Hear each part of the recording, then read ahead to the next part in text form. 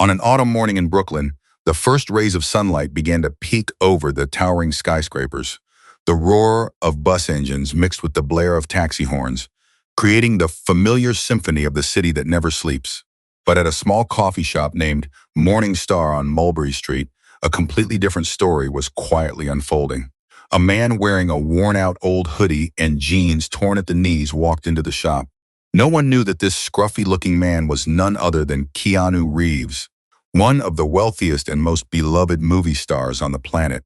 His net worth was around $380 million. But this morning, he chose to wear a 10-year-old outfit, a pair of sneakers with worn-down heels, and a faded baseball cap. But this was no ordinary day. Keanu hadn't come for coffee. He had come for an answer to a question that had tormented him for years. And when the hamburger was placed in front of him, a black waitress quietly slipped a small piece of paper into his hand. He read it and froze, not out of fear, but because for the first time in a very long time, someone had dared to tell him the truth. That piece of paper saved his life, and it was that same note that set in motion a plan that would forever change the lives of those around him. The gray hoodie Keanu was wearing that morning was over 10 years old. He'd bought it at a thrift store in Los Angeles while filming the first John Wick movie. There was a small tear on the left sleeve and a faint, stubborn stain on the chest. He had thought about throwing it away many times, but always ended up putting it back in the corner of his closet. This morning, he took it out. His assistant, a middle-aged woman named Sarah, stood at the door of his hotel room, watching him with worried eyes. She had worked for Keanu for 8 years and had never seen him make such a strange decision. "You could send someone else," she said. "A professional investigator, someone who's trained for this." Keanu looked at her through the cloudy glass of the old mirror in the room. "No one else can see what I need to see," he said softly. The anonymous letter had arrived a week ago. There was no return address, just a short video clip and 3 typewritten lines on a plain piece of paper.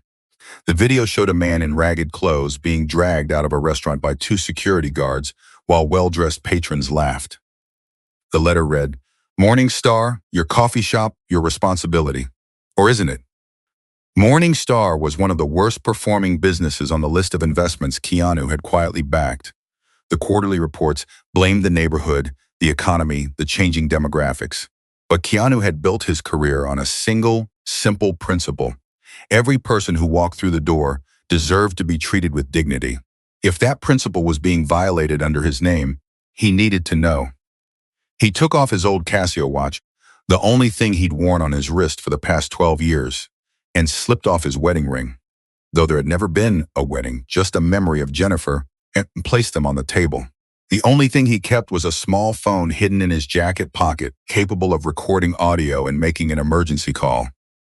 As he walked to the door, Sarah made one last attempt. "Keanu, please at least take security with you." He stopped and turned to her. The scar in his heart, the one he'd carried for 30 years, ever since Jennifer was gone, ever since River Phoenix collapsed before his eyes, seemed to burn beneath his skin. 30 years ago, no one was there to protect the people I loved, he said softly. And no one is there to protect the people walking into that coffee shop right now. That's why I have to go alone. Sarah nodded reluctantly. "I'll be parked across the street with the legal team. One signal from that phone and we'll be there in 30 seconds. Keanu allowed himself a small smile. "That's why I keep you around."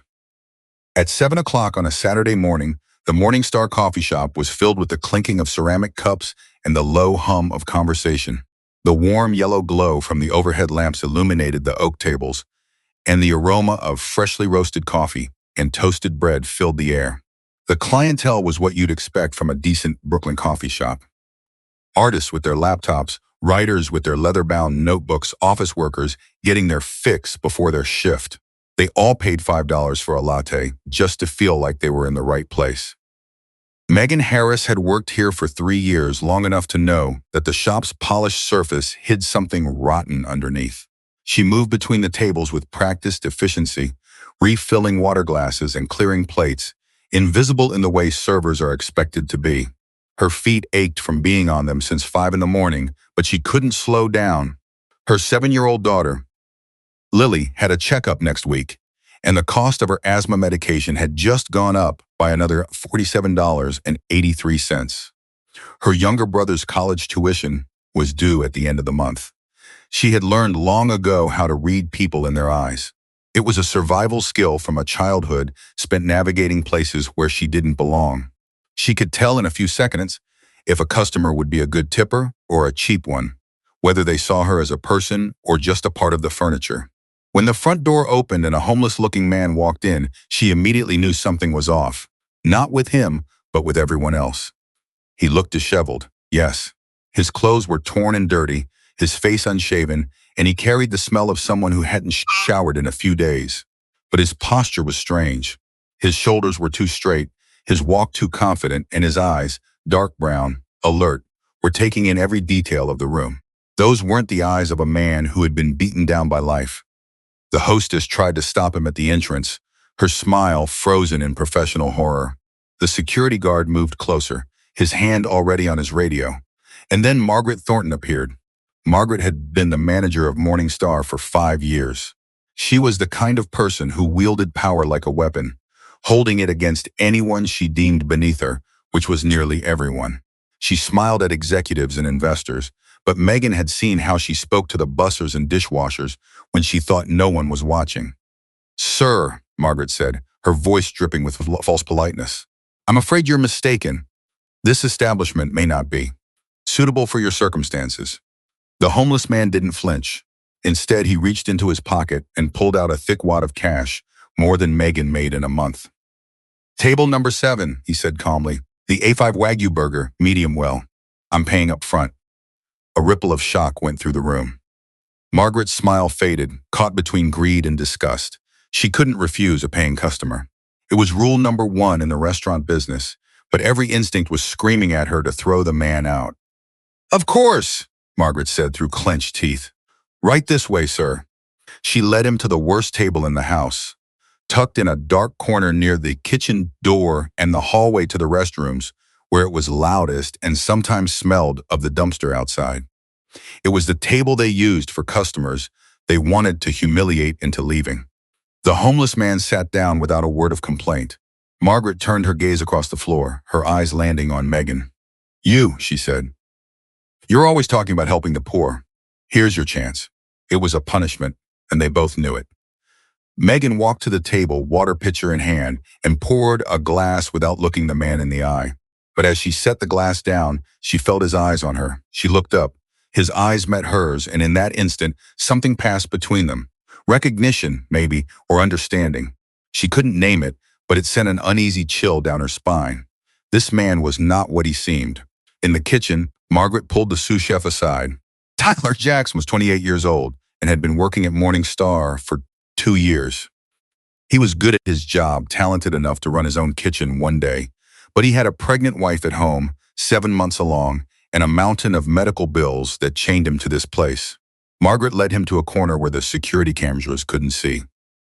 "The burger for the homeless guy," Margaret said, lowering her voice. "Use the cut of meat that was sent back yesterday, the one that sat out for 2 hours before we threw it back in the freezer." Tyler felt a knot form in his stomach. "Ma'am, that meat isn't safe." "So what if he eats it? He'll get a stomachache," Margaret scoffed. "Who's going to believe some homeless bum over a 5-star cafe? He probably eats out of the trash anyway. Consider it a favor. It'll probably be the best meal he's ever had." "But what if he gets really sick?" Margaret's expression hardened. "Remember that $2,000 bottle of wine you dropped last month? The one I'd said I'd take care of so it wouldn't come out of your paycheck?"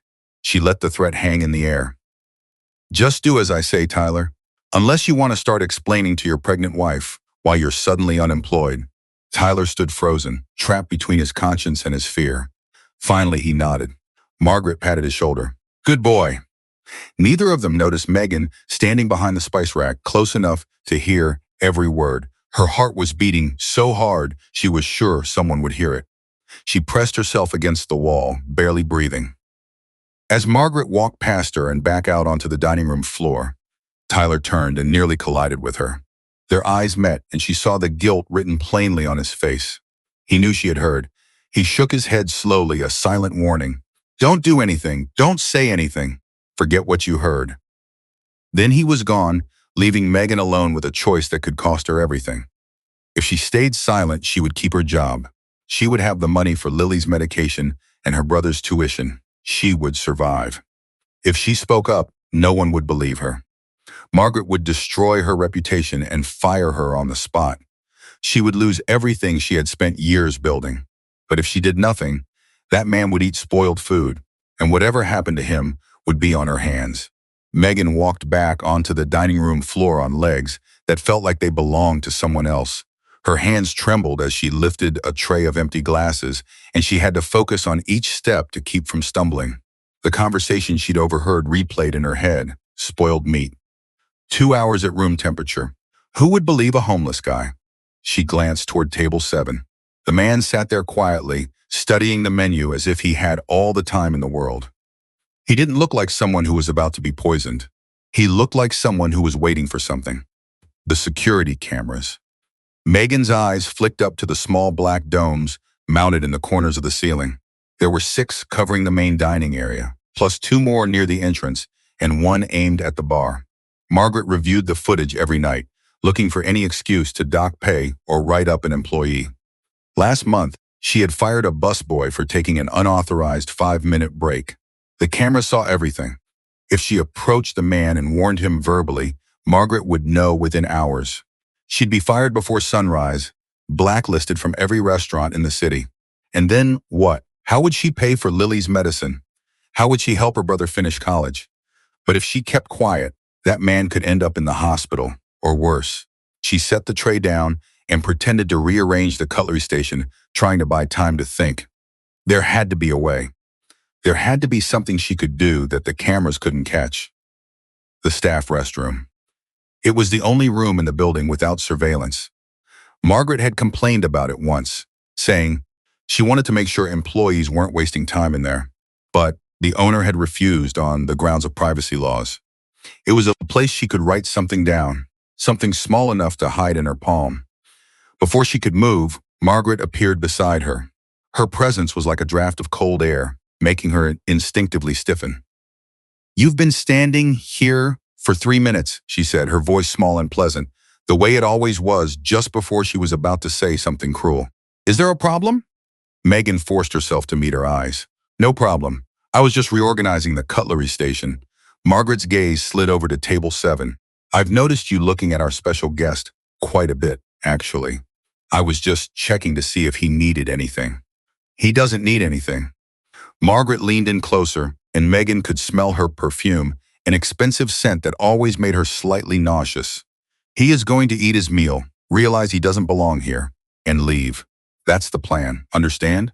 Megan nodded, not trusting her voice. "Good." Margaret smiled, but her eyes remained cold and flat. "Don't do anything stupid, Megan. You have far too much to lose." She walked away, stopping to chat with a table of regulars, her demeanor instantly transforming into one of warmth and charm. Megan watched her go, her heart pounding in her chest. She knew something was wrong. She was watching her. She had to be careful. She had to be smart, and she had to act fast.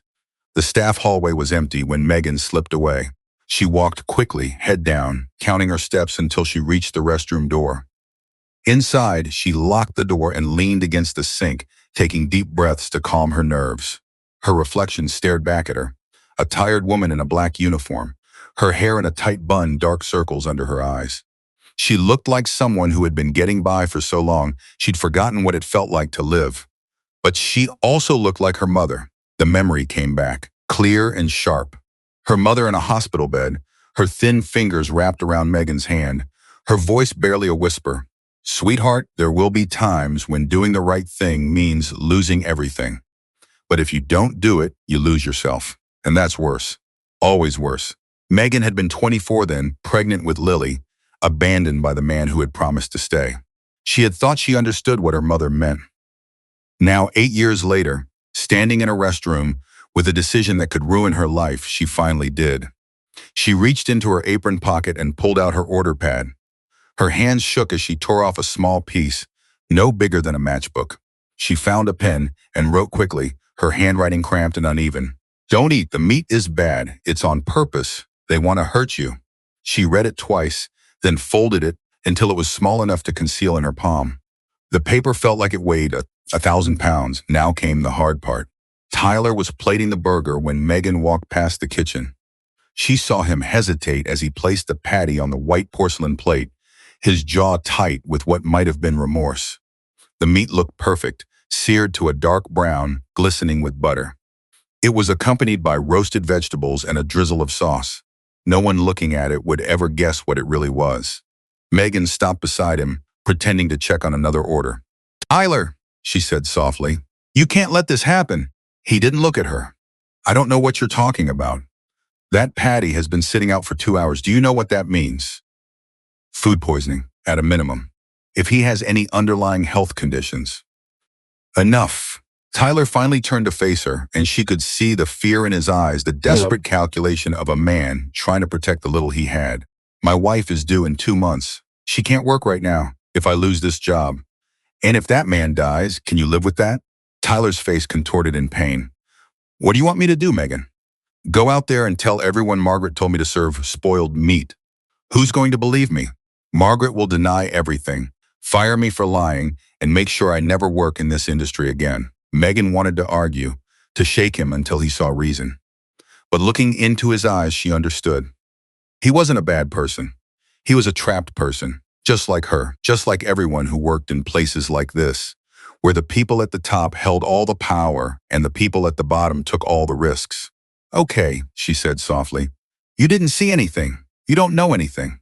Relief flooded Tyler's face, followed immediately by shame. He opened his mouth to say something, maybe an apology or a justification.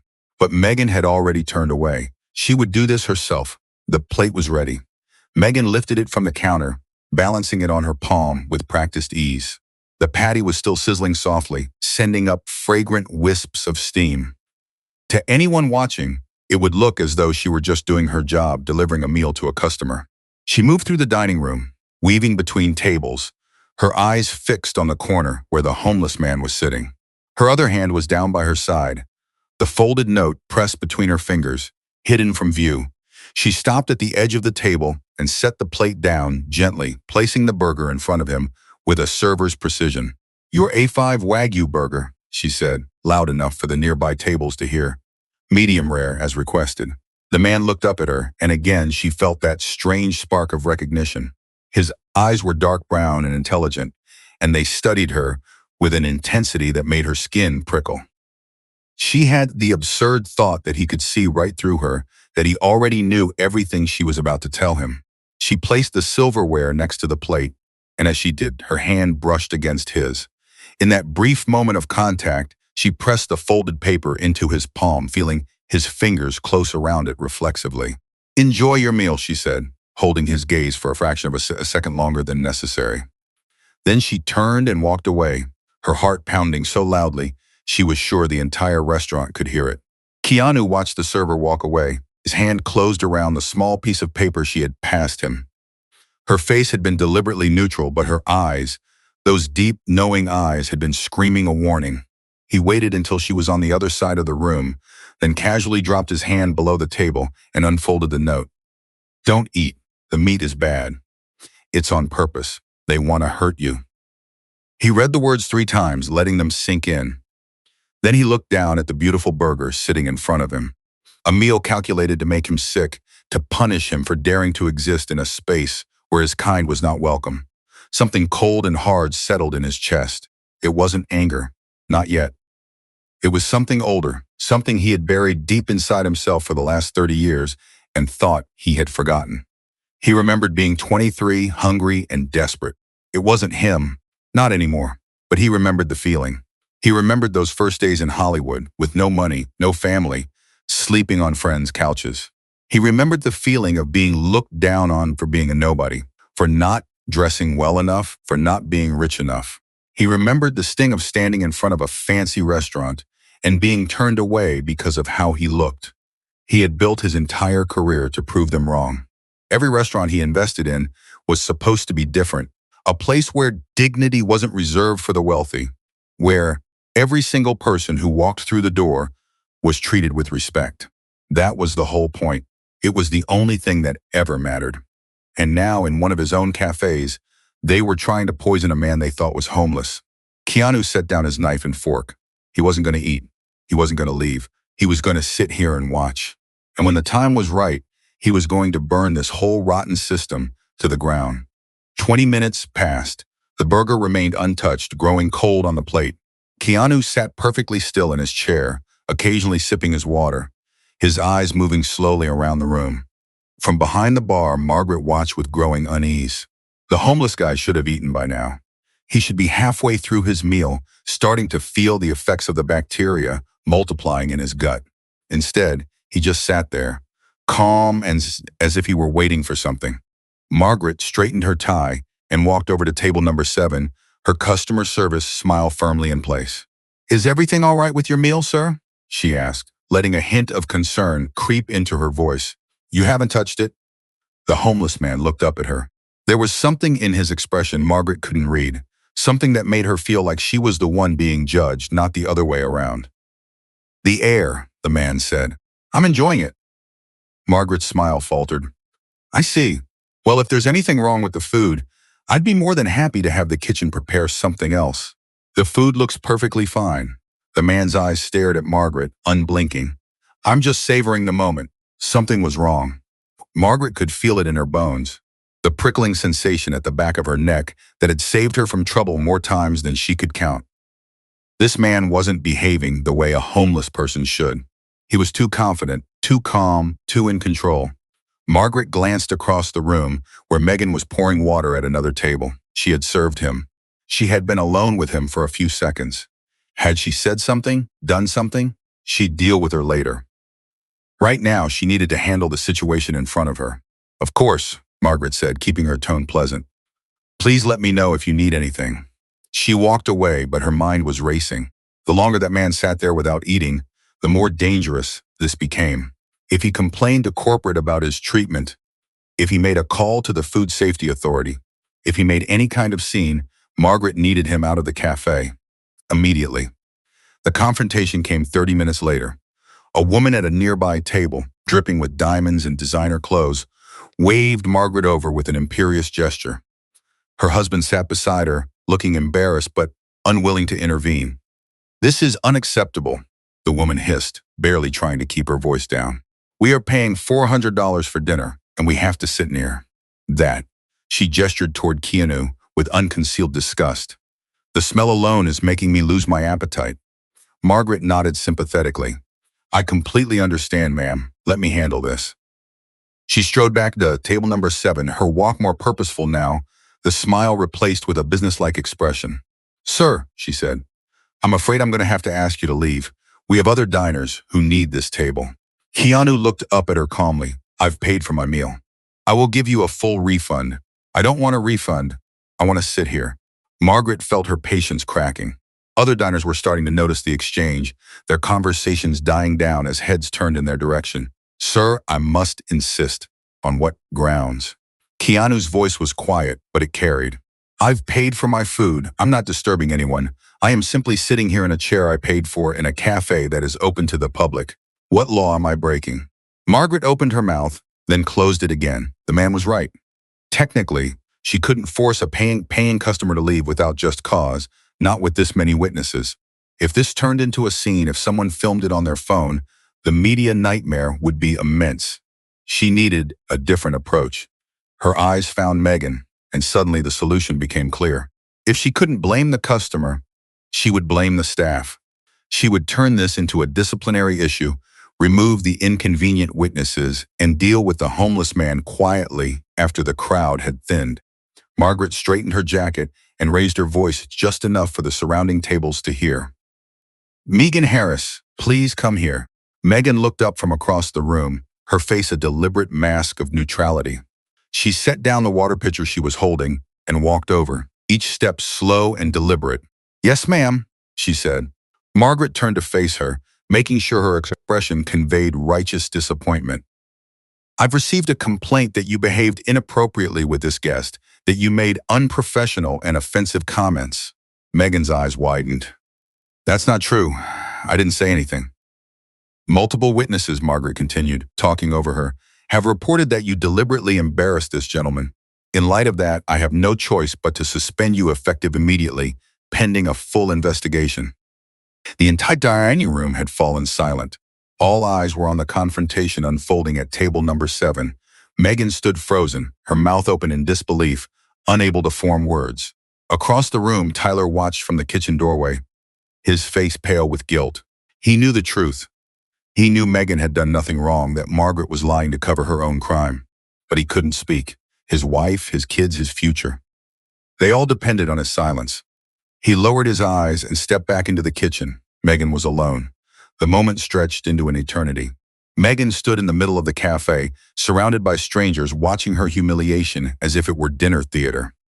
Margaret's words echoed in her ears, suspended, investigation, inappropriate. Each word was another nail in the coffin of her career. She thought of Lily at home with the babysitter, probably asleep by now. She thought of the stack of medical bills on her kitchen table, the tuition payment due next week, the carefully constructed life that was now crumbling around her. She had done the right thing. She had risked her job to warn a stranger, and now she was being punished for it while the real criminal stood before her with a self-satisfied smirk on her face. Tears pricked the corners of her eyes, but she refused to let them fall. She would not give Margaret the satisfaction. "I didn't do anything wrong," she said, her voice steady despite her trembling hands. "I just served him his food. That's all I did." Margaret shook her head sadly. "The witnesses say otherwise. Please collect your things and leave the premises. We will be in touch about the next steps." Megan looked around the room, searching for someone, anyone who might stand up for her. The other servers avoided her gaze. The diners watched with mild amusement, already composing the story they would tell their friends tomorrow. No one moved. No one spoke. She was invisible. She had always been invisible. And then from the corner table, a voice cut through the silence. She didn't say anything inappropriate. Everyone turned to look at the homeless man, who was slowly rising from his chair. "She brought me my food," he continued, his voice calm and clear. She was polite and professional. That's all. Margaret's expression hardened. "Sir, this is an internal matter." "No." The word was quiet, but it carried the weight of absolute authority. "This is a public accusation in front of dozens of witnesses. If you're going to fire this woman, you should at least have the dignity to do it honestly." Something in his voice made Margaret take a step back. The homeless man's posture had changed. His shoulders straightened, his chin lifted. He no longer looked like a man discarded by society. He looked like a man who was used to being obeyed. "Who are you?" Margaret asked sharply. The man smiled, but there was no warmth in it. "I think it's time you found out." Keanu reached into his coat pocket. The diners nearest to him flinched, expecting the worst. But instead of the stench they anticipated, they watched in confusion as he pulled out a small phone. He pressed a button, and within 30 seconds, the front doors of Morning Star burst open. Sarah entered first, her heels clicking on the marble floor. She wore a tailored charcoal suit, her expression cool and professional. Behind her were 2 men in dark coats, lawyers, judging by the briefcases they carried, and 4 members of a private security team. They had been waiting in the black SUV parked across the street, monitoring the situation through the open line on Keanu's phone. The entire cafe fell into a stunned silence. Sarah crossed the room and stopped beside Keanu, her posture radiating power. She turned to address the crowd, her voice cutting through the stillness like a knife. "Ladies and gentlemen, I apologize for the interruption. Allow me to introduce Keanu Reeves, the founding investor and sole owner of the Morning Star coffee chain." A collective gasp swept through the dining room.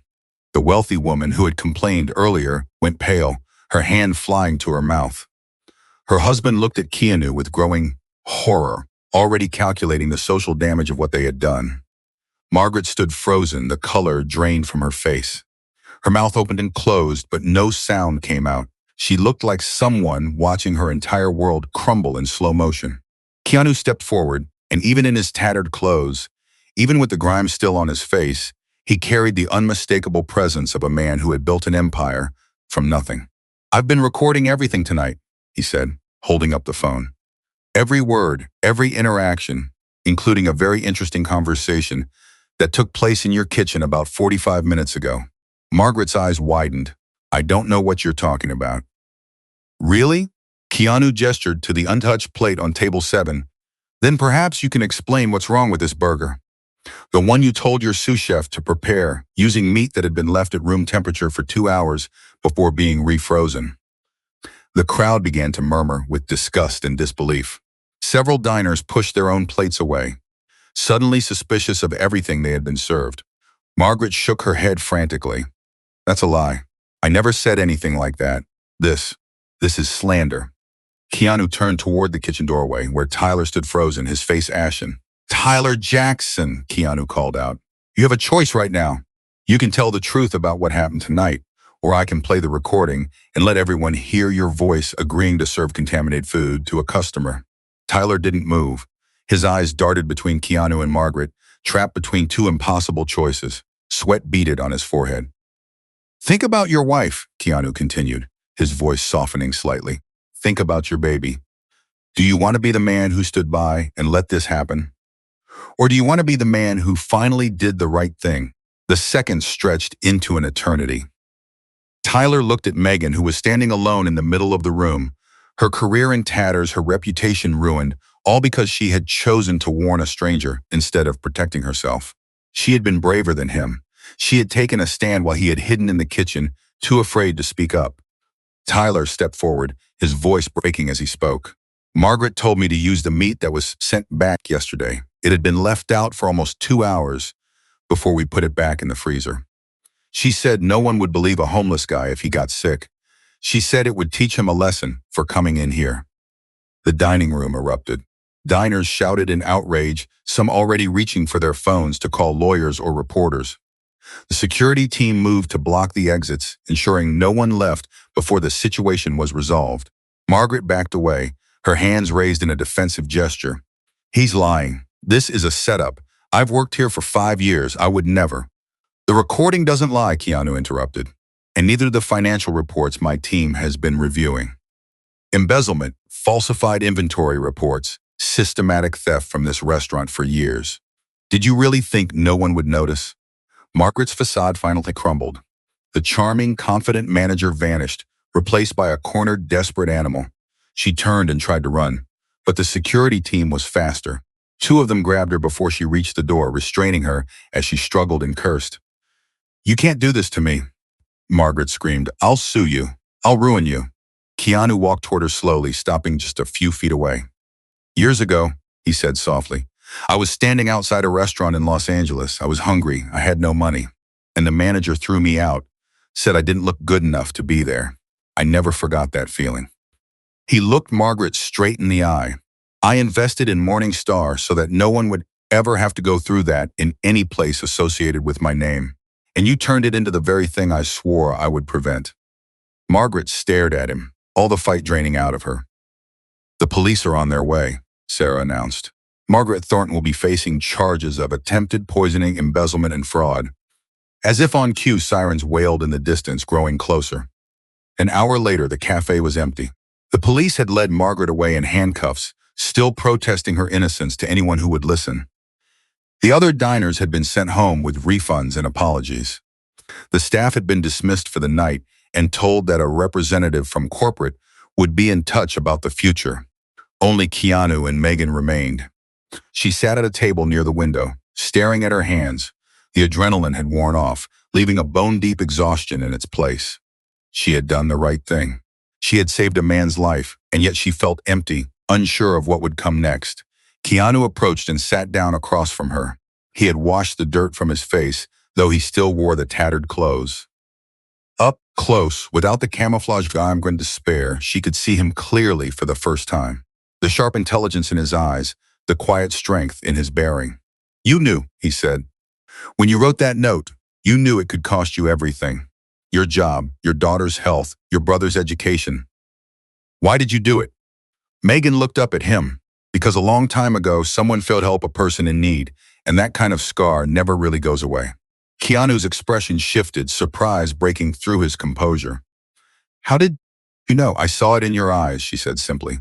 When I brought you the water, I looked at you, and I knew those weren't the eyes of a homeless man. They were the eyes of someone who had suffered, someone who remembered what it felt like. Keanu was silent for a long moment, studying her face. You read people, he finally said. That's a rare gift. It's not a gift, it's survival. Megan's voice was calm, but there was a weight behind her words. When you grow up the way I did, you learn to see what people are really thinking. It's the only way to stay safe. Keanu nodded slowly. He understood that kind of survival better than most. What happens now? Megan asked.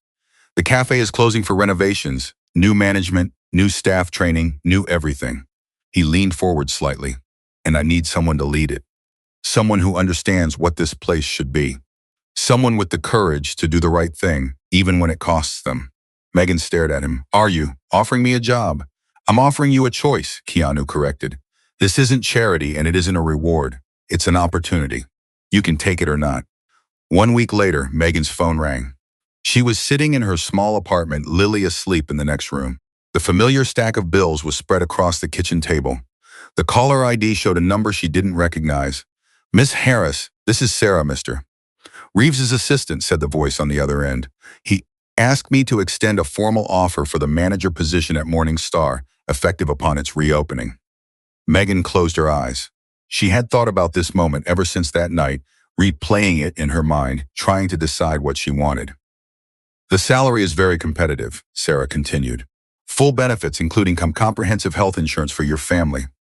Mr. Reeves wanted me to stress that this is your decision. No pressure, no expectations.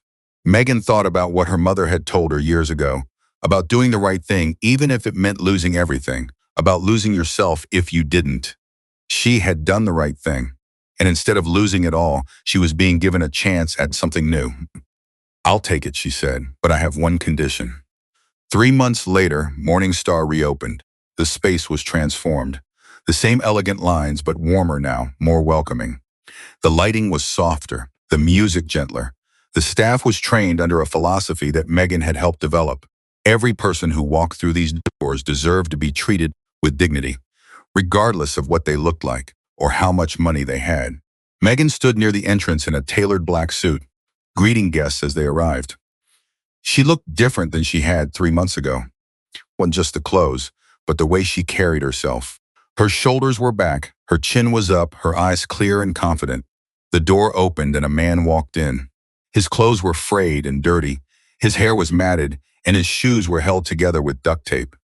He looked around nervously, clearly expecting to be thrown out. The hostess hesitated, glancing at Megan. Megan stepped forward before anyone else could react. Welcome to Morning Star, she said warmly, extending a hand. Would you like a table by the window? The man looked at her in disbelief, waiting for the catch for the cruel joke, but there was none. I don't have much money, he admitted quietly. Megan smiled. That's all right. We have a community menu for guests who need it. Please, come in. She led him to a table by the window, the best seat in the house. As she walked back to her post, she passed a new fixture in the cafe's decor, a small frame mounted on the wall near the entrance. Inside the frame was a crumpled, old piece of paper with tight, handwritten script. Don't eat. The meat is bad. It's on purpose. They want to hurt you. Beneath it, a small plaque read, one small act of courage can change everything. This note saved a life and brought down a corrupt system. It hangs here to remind us that dignity is not a privilege. It is a fundamental right. Megan Harris, manager. That had been her condition. And every day when new employees began their training, they stood before that frame and learned the story of the night everything changed. The night Keanu Reeves, disguised as a homeless man, walked into a small Brooklyn cafe, and a waitress with nothing to lose risked everything to save him. Because sometimes, the people with the least power are the ones who change everything. Dignity is not a privilege. It is a fundamental right. Model.